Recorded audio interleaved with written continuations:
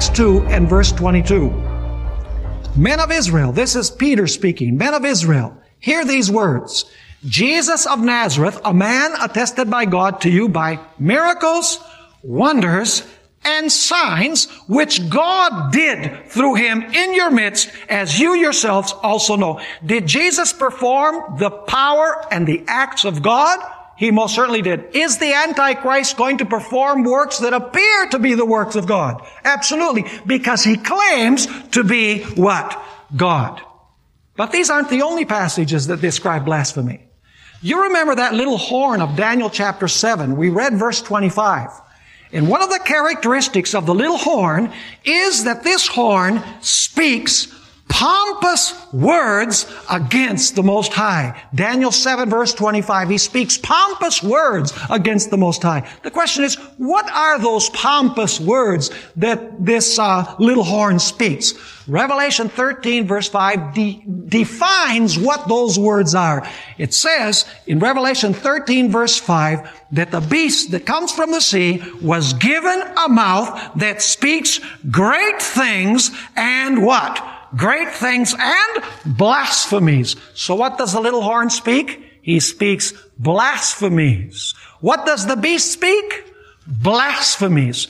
Must that mean then that the little horn and the beast claim to have God on earth and claim to have the power to forgive sins and also perform many of God's other functions? Absolutely. But this isn't all.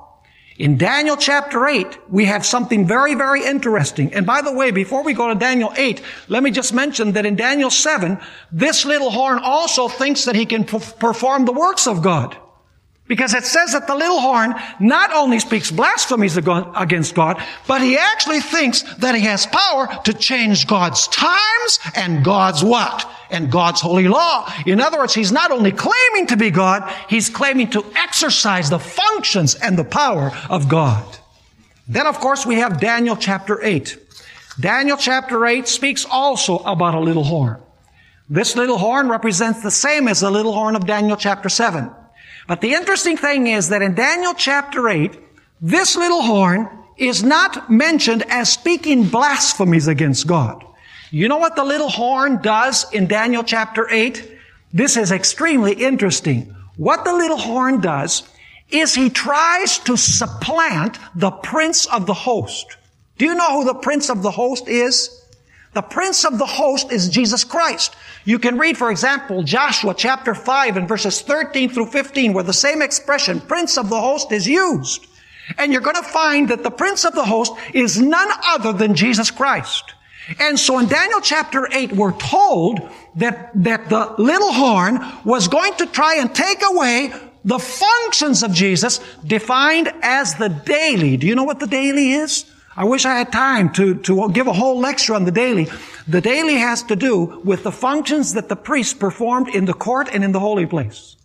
The sacrifice in the court was to be offered morning and evening, daily.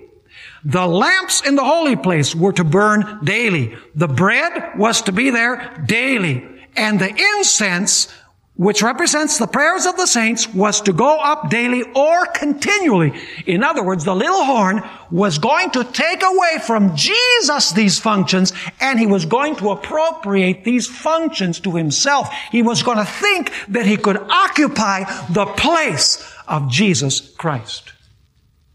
Are you understanding what blasphemy is according to Scripture?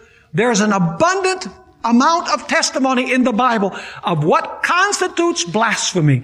Now the question is, does the Roman Catholic papacy claim, or has it claimed in the past, that the Pope is God on earth? Absolutely. Let me just read you a sampling of statements. I could give you more, but we don't have the time to read them all.